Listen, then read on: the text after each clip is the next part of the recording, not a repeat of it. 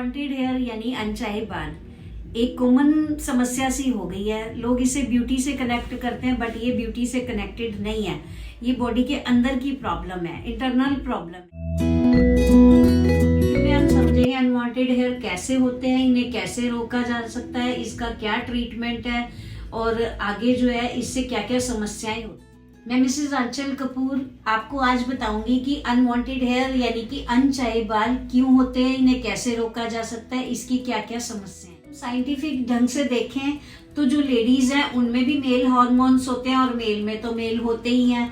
तो जब वो ज्यादा एक्टिव हो जाते हैं तो क्या होता है, अनवांटेड हेयर्स की प्रॉब्लम हो जाती है। अनवांटेड हेयर के बहुत सारे कारण हैं, जैसे जेनेटिक्स हो गए, हार्मोनल चेंजेस हो गए, पीसीओडी हो गया, आपका वेट कई बार गेन हो जाता है या कम हो जाता है, या स्ट्रेस है आपके, और गलत तरीके से रॉन्ग तरीके से आप कई बार अनवांटेड हेयर को निकालना शुरू कर देते हो, उससे भी कई बार बहुत ज्यादा इंक्रीज हो जाता है। हेयर कभी भी बाहर से नहीं आता, ये बॉडी के अंदर से ही सिग्नल लेते हैं। हम बात करते हैं कि अनवांटेड हेयर कहाँ कहाँ होते हैं।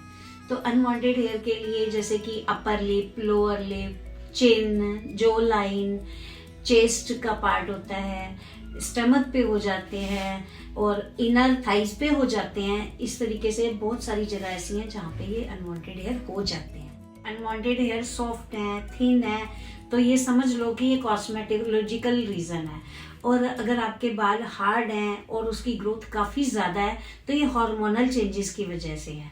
तो ऐसा ना हो कहीं कि आपके हैं तो कॉस्मेटोलॉजिकल कारण और आप कॉस्मेटोलॉजी में ना जाके आप हार्मोनल चेंजेस में देख रहे हो इसका जो उपचार है या जो इसके लिए ट्रीटमेंट है, और हैं आपके हार्मोनल के तो आप देख रहे हो कॉस्मेटोलॉजी में, और हैं कॉस्मेटोलॉजी के तो आप देख रहे हो हार्मोनल में। तो इन दोनों से ही आपके लिए नुकसान हो सकता है। देखना है कि किस रीजन से अनवांटेड हेयर जल्दी ग्रो करते हैं, जैसे जल्दी जल्दी शेविंग करना, वैक्सिंग करना। कई बार आप देखते हो फटाफट जल्दी जल्दी वैक्सिंग लड़कियां करती हैं।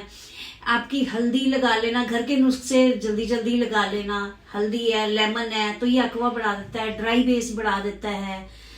तो आपके डाइट के ऊपर कंट्रोल ना होना, कभी डाइट ज्यादा ले ली कभी कम ले ली ऐसे, और ब्लीच और आप वैक्सिंग कई बार एक साथ आते हैं। हमारे पास भी कई क्लाइंट आते हैं, बोलते हैं मैम ब्लीच और वैक्सिंग कर दो, वैक्स कर दो चिन के ऊपर।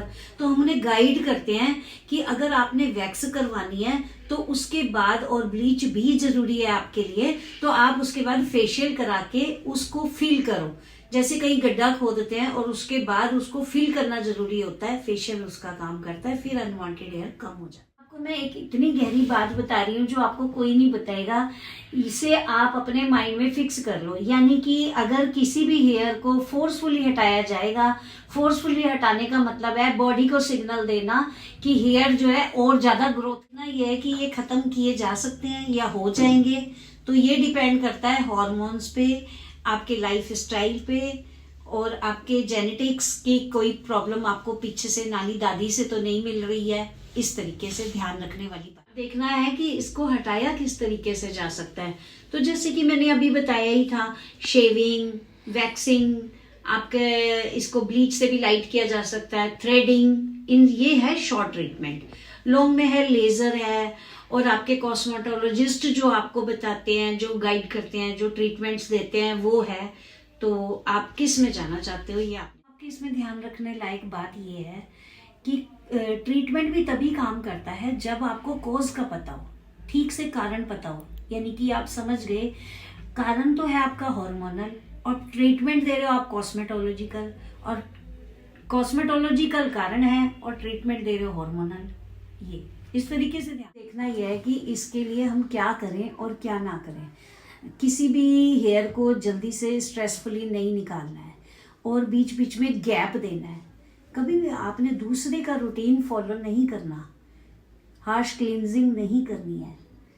तो ये सब चीज़ें आपने अपने रूटीन में लेनी है। साथ ही में जो लड़कियां हैं उन्होंने अपने हार्मोनल चेंजेस जैसे कि मेनोपॉज वगैरह के भी सिस्टम को ध्यान में रखते हुए काम करना है। इसके लिए आपने जो अनवांटेड हेयर के लिए क्या प्रिवेंशन होनी चाहिए कि आपने रिमूव करने के बाद कभी भी ज़्यादा तेज हीट नहीं लगानी है, और इसके ऊपर कोई भी एक्टिव प्रोडक्ट्स नहीं लगाने हैं। स्क्रबिंग नहीं, ज्यादा हार्श तरीके से स्क्रबिंग भी नहीं करनी है। इन चीजों का आपने ध्यान रखना है और सॉफ्टली अपना उसको स्किन को काम रहने देना है।